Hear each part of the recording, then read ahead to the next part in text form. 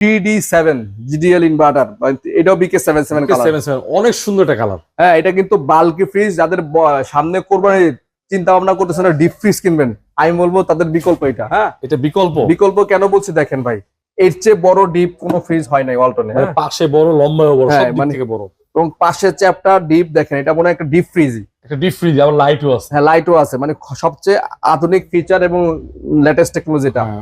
এবং এটা কিন্তু ডিপটা মাশাআল্লাহ ভালো। ডিপের উপরে আমরা ফোকাস দিই, কারণ হচ্ছে কাস্টমার চাই হচ্ছে ডিপটা বড় চাই, বাংলাদেশে এটা চলে বেশি। এবং কালারও দেখেন, গ্রাফিক্সও দেখেন ভাই, মানে ভিতরে বাইরে একের ভিতরে 5, একের ভিতরে সবকিছু अवेलेबल এটার মধ্যে। ওকে, কালার ঠিক আছে, এটা 347, একটু এর দিকে আসেন ভাই, দেখা দেন এটার গ্রস 347 আর নেট 345।